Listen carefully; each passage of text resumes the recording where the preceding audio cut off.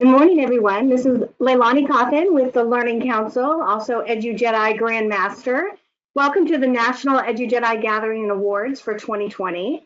We're going to start the day with a full disclosure on what happened with this year's national survey, the Digital Transition Survey. First, I want to let everyone know that you can take a break anytime. We realize this is a day-long event. It's about 7 hours. You maybe want to come and go during the course of the day, listen to some of what is happening with our winners. We're going to host a lot of them later on today. So just keep your browser tab open, or you can, if you log out, you can use the same login to get back in. And we also want you to feel free to ask any questions along the way.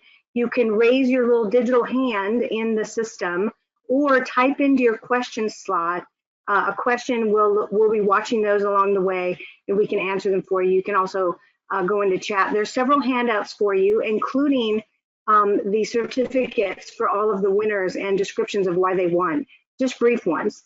So with that, I want to get started here with acknowledging all of our sponsors. We have ClassLink with us, SHI, Mosaic by ACT, D2L, Edison Learning, Blackboard, Scholastic, Safari Montage, and also No Story. Really grateful for them for stepping up to sponsor.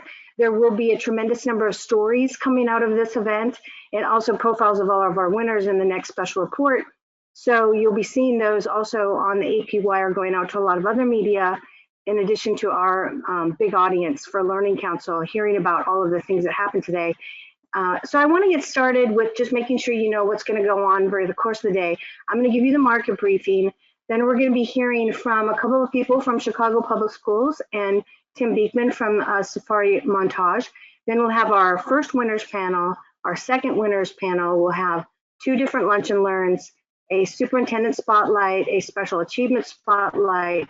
Then we're going to have some speed dating with some of the vendors that the Learning Council selected. And then the very final thing we'll do is a trends horizon. That's basically the Learning Council's predictions for the next year of what's going to happen in the market of education technology, as well as hosting some more of our winners. There were 65 total, hugest wave of survey respondents we've ever seen. So let me get into that for you. And again, please feel free to raise your hand and ask any questions along the way. So in terms of what's happened with the survey, we had over 32,000 schools and districts interact with the survey this year. 1,234 completed the applications, 300% increase in responses from small and medium school districts. It was a huge wave. We selected, instead of just about 12, we selected over 65. Well, just 65 schools and districts and service agencies that are awarded new EduJedi levels this year. The average number of students was over 28,000 in the districts, and the average number of students per school is over 2,400. In terms of demographics, you can see the split here, urban, suburban, rural. We also had some education service centers and BOCES and state entities respond. My top takeaways, just so you have a reality on what's happening with the survey, just at the top level, is that smaller states had most of their small districts join the EdTech transition. Places like Louisiana, you can see a lot of them in the wards, where a lot of schools just went all in, one-to-one, devices getting rolled out for a ton of students. Hardware and major system software spend tripled, while digital curriculum continues a steep rise. It's driving a change in how they're operating in schools and districts. They're having to hire on instructional technology people and rearrange things. Some of them are doing frontline teaching, backline teaching, so they have teachers in the, doing the direct instruction, and then in the back end, they're having some teachers allocated just to do lessons, just create more lessons, because they weren't really ready for going all remote learning in the fall. So the social and emotional needs of students is now cited in more than one of our surveys, this national survey and also some of our 2-minute surveys that were happening earlier in the year, as the #1 pressure point, with hybrid logistics the second biggest concern. This is a really big concern for schools right now. Schools and districts are on their way to new personalized learning models, basically to try to fight the alternative schooling competition, but it's still heavily whole group teaching oriented. You're going to see that in some of what happened with the survey. The nation needs a major amount of education right now on what software can and should do for distributing instructional material and creating an easier workflow to unburden teachers. This is a big concern. This is why logistics is so big. Teachers are a little bit overwhelmed. Some of them are having to teach, like I'm talking to you right now, via their Zoom meetings, and then also they have kids live in front of them. That's a really hard thing to manage. So a lot of teachers are retiring early. We've seen just in our own readership this year a huge turnover in terms of who's now on base to make decisions in school districts. So you also see this new sort of need for instituting atomized identity management to provide the true personalization that's needed. That's the move away from whole groups. You're going to see that as a trend in 2021. All right, so here's the biggest major shift. Last year, in 2019, homeschooling students were about 11% of the national market and growing at 20% annually. You saw during quarantines, and if you just check the news, you're going to see this all over the place. The average defection away from traditional public was 3.6% per district. In some places, it was as high as 15 or more. There are certain states in the nation where it was 50%. Montana, Idaho, they're seeing huge loss. The estimate of 33.6 opted out now is conservative. That's because when we talk to a lot of the bigger districts, they're saying to us that they're thinking that some of the defections are not even necessarily homeschooling, they're just out. They're not doing any education, and they'll be back when the schools come back live on campus. So that temporary loss, we couldn't really include it in the overall figures, but if you'll notice, we're at 33.6% who's not in traditional public education right now. This is having a wave of change in education that's in the tens of millions of dollars for some districts. Huge amount of money lost for seat time. So you're seeing a mad scramble by districts to do what they can with ed tech in order to create the education that parents are wanting, even though they're remote. All right, so in terms of the overall market, the estimate for 2020 spend was $718 billion in terms of their total revenue, and $584 billion spent on instructional services and support salaries and benefits, with about $52 billion still allocated to construction. Some of that's encumbered money, but the increase this year, and most of this is the CARES Act, was $7.5 billion in ed tech spend. It was massive, and we've been hearing that from every single company that we talked to, with a few exceptions where maybe they were doing things that were, fingerprint technology or something where you're allowing scanned in fingerprint for lunch lines and things like that. They're not necessarily doing as well, obviously because of COVID. So last year, tech-only spend was about $28.3 billion. Again, a lot of this was CARES Act money. However, when we get to the end of this day, I'm going to talk to you about what we see as further shift in 2021. In terms of hardware and major systems, the total spend is about $22.7 billion now. So a lot of new hardware spend, up by $4.5 billion. We know some companies were moving millions and millions of machines in the course of just months. So the major software spend, that's still lagging from what we were expecting to see. It's up only about 900 million, but it's still, that's pretty significantly up. So major software systems are things like your learning management systems, your student information systems, not necessarily the content for instruction, but the things that are repositories that hold the content. So the hardware spend is an interesting category because we weren't expecting it. Obviously, no one was expecting coronavirus. But that amount of spend in this amount of time also shuffled budgets in a lot of districts. All right, the digital curriculum spend, 13.1 billion, huge upswing, 2.1 billion. Some companies are doing really well, some not so well, but pretty much all boats rose as the tide came in on CARES Act money. This digital curriculum spend is expected to continue to rise, and I'll show you why in a second. But overall, digital and paper Still big spend in paper. We're not really sure why. Some school districts are still handing out packets that didn't have devices brought in, but the bulk of them, like I said, went with a massive rollout of devices. So in terms of consumer comparison, this is getting interesting because parents went on shopping sprees once quarantine started, and a massive uptick in the consumer spend occurred. It was starting to slow in 2019 and schools were starting to catch up, but then the quarantines happened and you saw an upswing again in terms of the growth, and it's actually growing now at 25%. So that is the real threat that we've always talked about when we were on the road.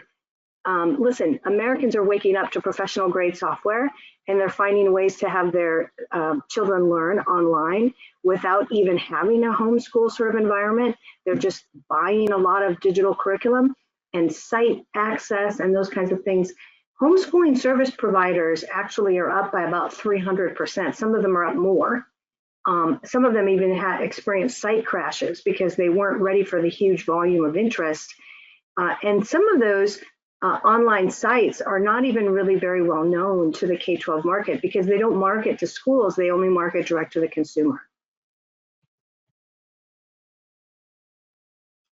Okay, in terms of the percent of school districts that have issued individual students a device now, it's about 87%. We're expecting it to be higher, but there are some districts that still are working on even getting machines.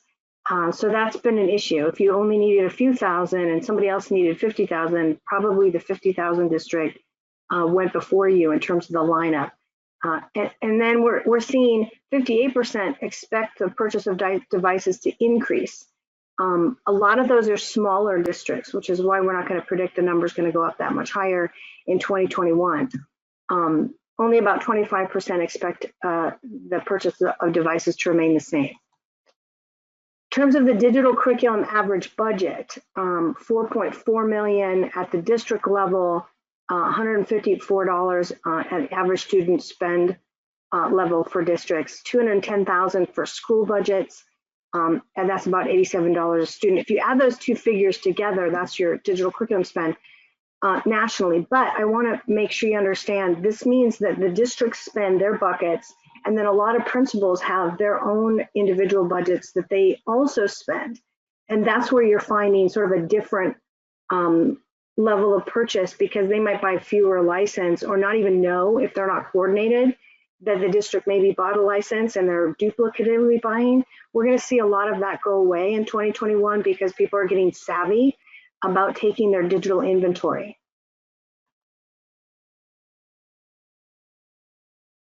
Okay, I'm going to check a question here for a second. Okay, I think my team has that one down. All right, so in terms of what people have said they're under pressure from, and this is a really important thing to realize that you're not alone if you're a district and if you're a company that's on the line right now selling education technology, you realize, of course, they're always going to say tight budgets are really big. Look at the orange bars here. Second biggest thing, social emotional needs, then too much testing, teacher shortages, etc. Notice where also the fourth highest level of pressure is, how it changes. There's a lot of interest, obviously, in doing something about the increasing tech complexity. There's a lot of these small districts that don't have any real technically savvy staff. So companies that can sort of step in and help, that's going to be a huge expectation going into 2021.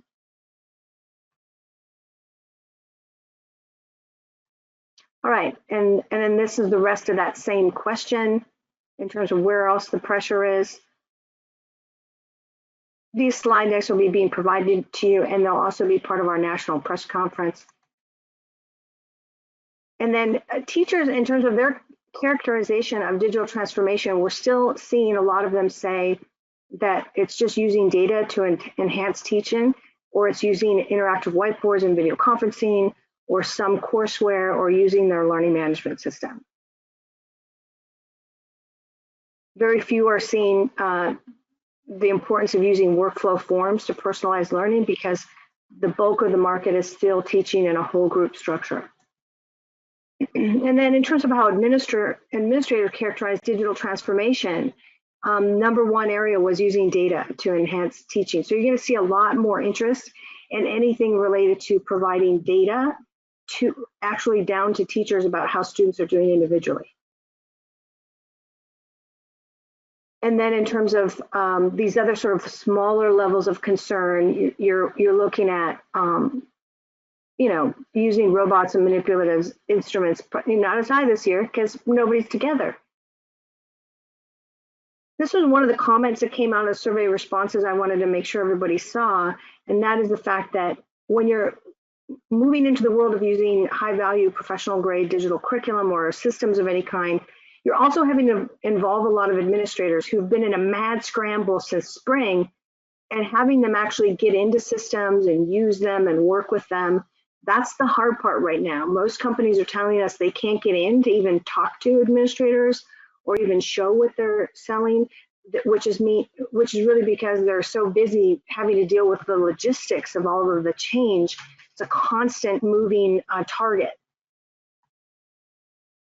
In terms of the question about which disaggregated services you offer, you'll notice that 46% now before pre-pandemic offered full core online courses. We're still tabulating the rest of the data for the post-pandemic because we had to A/B group it all, but it's jumped to over 65% in that first line.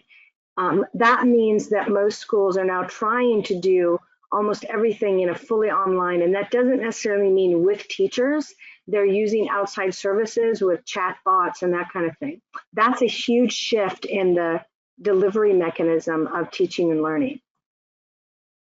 In terms of network maturity, we're not sure where that's going to end up going into 2021. We do know that there's a huge amount of wireless access points that went out. We didn't ask that question in the 2020 survey, so we're looking at the 2021 survey to update this information, but we do know that there was a huge amount of spend in the network category.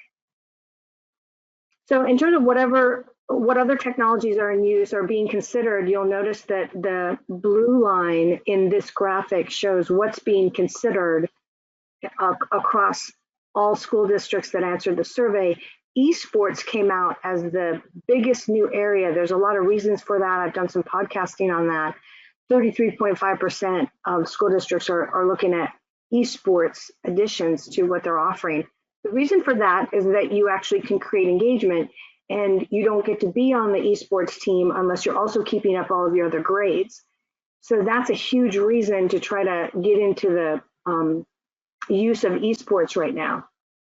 Also, you'll notice some things popped on the radar, like dynamic digital inventory hasn't been on the radar that much before, but it's because people are concerned about their duplicative spend.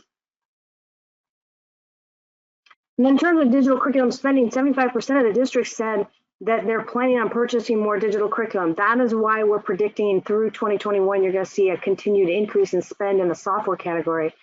In terms of what's percent that expect the digital curriculum to remain the same, so only 23%. The percent of curriculum instruction budget spent only on digital curriculum is now 46%. That's a huge shift.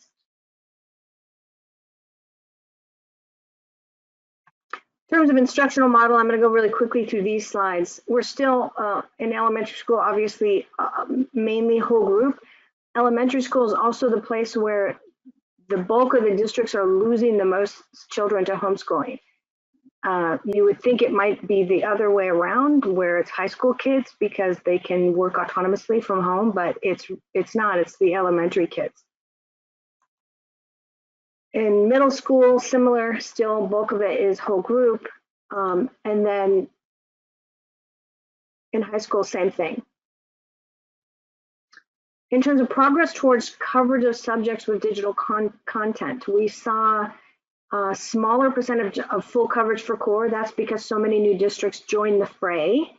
They weren't ready. They're mostly using devices and Google Docs or Microsoft Office and Zoom or Teams, and they don't have a full coverage model. They're in a daily mad scramble just to make sure that there's a lesson out there every day. In terms of the planning maturity, we did see an increase of districts that are actually going away from the decentralized, every teacher gets to just choose whatever they want, because it's kind of messy and you can't tell who's doing what. Up to 43% of districts are now, they're issuing their pacing guides, but they're not necessarily automated. They're still in document or spreadsheet format. They're disaggregated from the LMS, and schools are having every single teacher do every single lesson plan. Versus 29% now, this is significant, that are centralizing all the way to the district level. This is typically the smaller districts that are doing this. And because so many of them joined into going digital, they kind of had to. They had to sort of pull in the reins and say, okay, we're going to all use this math software, that language learning site together, because that way we can have some prediction and continuity of operations. We also saw a big jump in the number of teachers who are using digital curriculum. 80 to 100% obviously is 40% of the market now, but there's still a lot of teachers who don't use it that much. They're just doing lectures via video conferencing.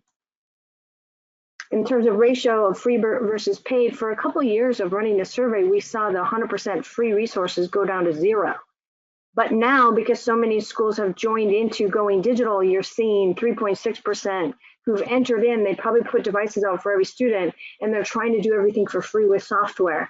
We did see a big jump, although for the more mature districts, into the 50-50 paid versus free, which is all that spend that happened on digital curriculum this year.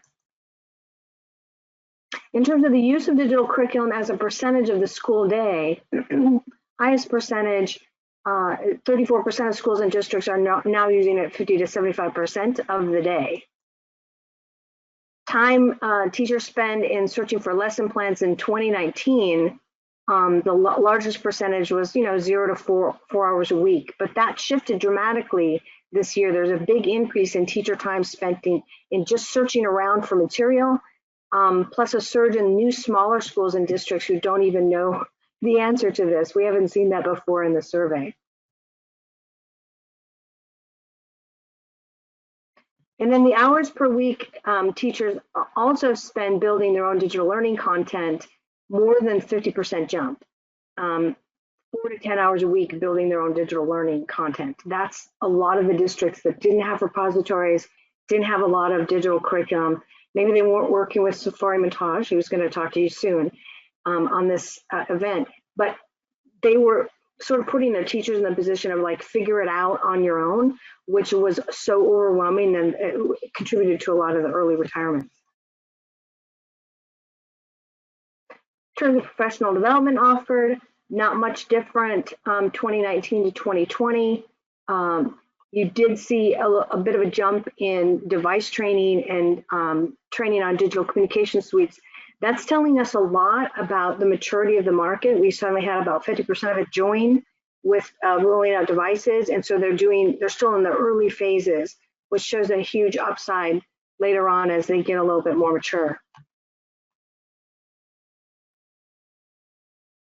Okay, so I'm going to end there and make sure that we answer any questions that you might have about all of this that we've just showed. I think the most significant parts of this were related, I'm going to go back to those slides, were related to the overall spend numbers. These numbers, the $7.5 billion increase, when we get to the, like I said before, when we get to the end of the day, I'm going to share a little bit about what we expect going into 2021. This is not a small jump. This is the largest jump we've ever seen, and it was due to the CARES Act. A lot of that was sort of preferring ed tech spend. There's still a long ways to go. There's a lot of upgrades to networks that have to be being done. There's still a lot of devices that have to go out. But more importantly, there's a lot of organization that has to go in with the actual instructional materials. That's missing in a good portion of the school districts, who, like I said, have been in a mad scramble just to try to do something for their students other than sending packets out. So I'm going to check here for questions, make sure I answer any questions.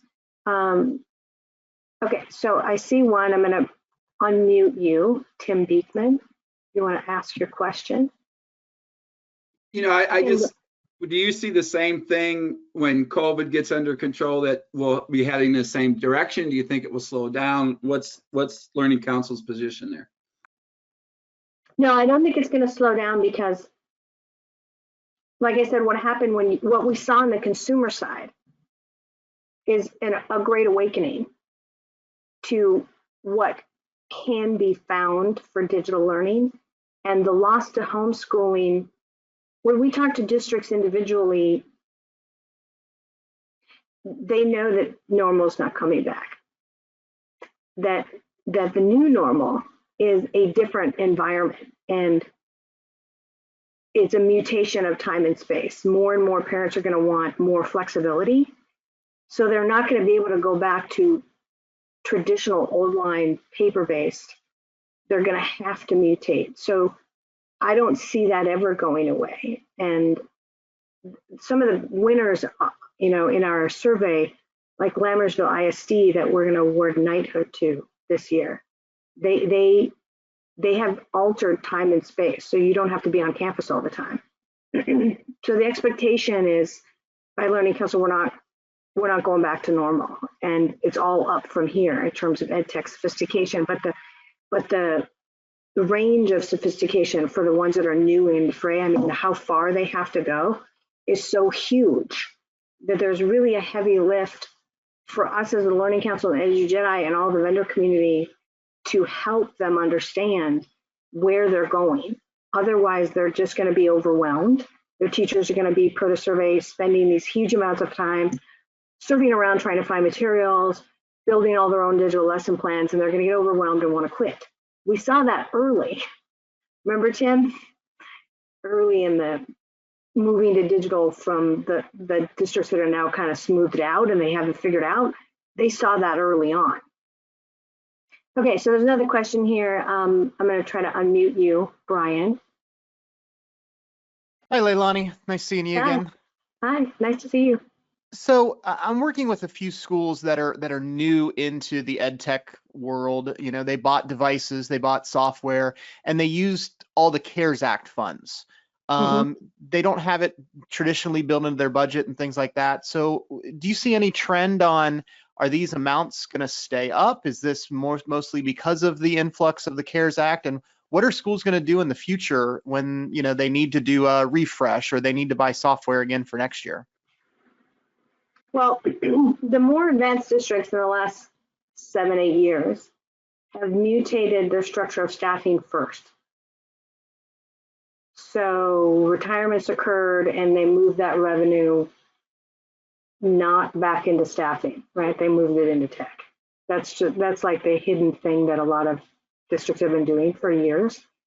I'll give you a little sneak peek though. That blue bubble on this slide, construction, I'm expecting a massive mutation there.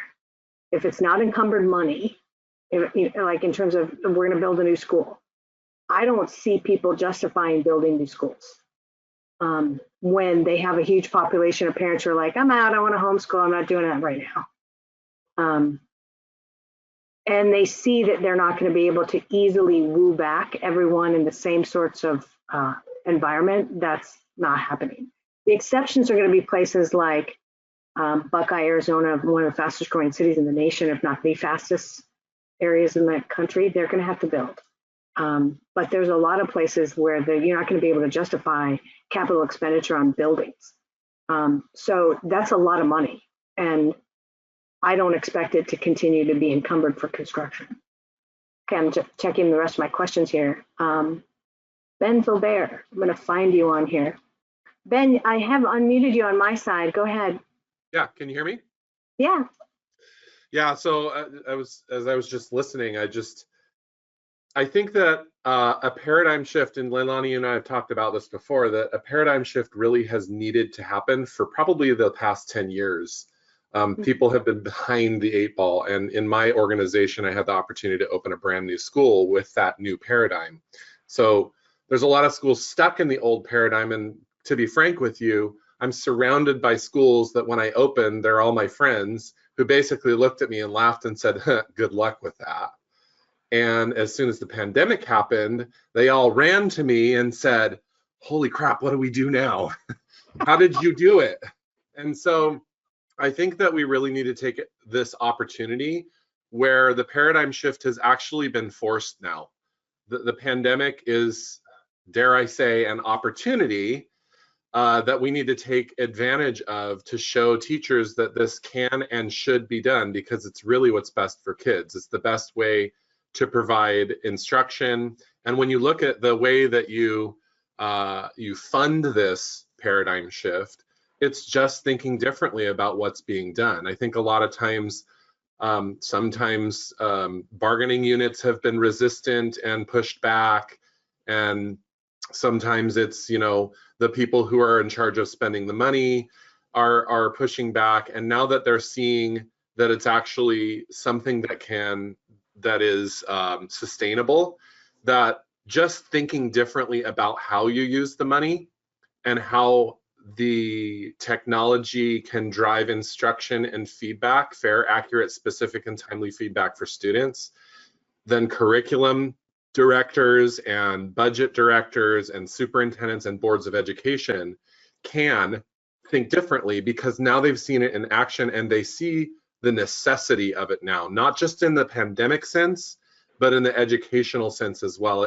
This is the paradigm shift, the forced paradigm shift we have needed to catapult us forward and start talking to some of these organizations who have already been doing it before the forced shift, and help. You know, we've been here waiting for people to say, hey, you guys are doing something new and it's working. How do we do that? Before it was, hey, you guys are doing something new and it's working. That's really nice for you. Now we have the opportunity to say, it's just not a nice thing to do. It's actually what we should be doing, how we should be changing the way that we look at how we spend our money, and that it doesn't necessarily, quote unquote, cost more. It costs different. And so how do we look at the cost structure and our revenue structure and our expenditure structure differently to support this new paradigm shift? I agree. Yeah, we should address that. I'll make sure my team at Learning Council addresses that editorially in the next several months, because obviously this is a heated question. Okay, so I think we're gonna move on here. I have one other person that was gonna make a comment. John Ahrens, can you make a quick comment? I've unmuted you on my side, and then I need to go to Chicago Public Schools and Safari. Hi, John. Thank you very much. Yeah. You know, what I'm hearing about is resources are being stretched all around. And I think that collaborative effort that needs to happen probably is a statewide effort more than a national one, due to the fact that the curriculums vary state to state. But I've been trying to start a conversation here with our district is still growing and we're still building new schools. We're building, well, we built one last year and we're building one this year as well. But we have our rural districts that are decreasing in size, and they're having a tough time even with the normal curriculum. So I tried to start a campaign with some of our businesses and the district to share curriculum. And I'm wondering if you're hearing that happening around the nation, or is this something that is off the radar? We are. And the people I really want to ask about that are our next up speakers is Chicago Public, because they probably have a beat on that. But yes, we are hearing that, John. And I think there's going to be more of a movement by that. Some of the states that we're talking to, they're saying that that's exactly where their direction they want to go. You know, particularly with the instructional resources, the actual software, right? Like, why is everyone rebuilding everything at the teacher level? That's ridiculous. And it pulls attention away from kids. So thank you for your comment. Okay, so I'm going to move on here, and thank you guys all for your questions.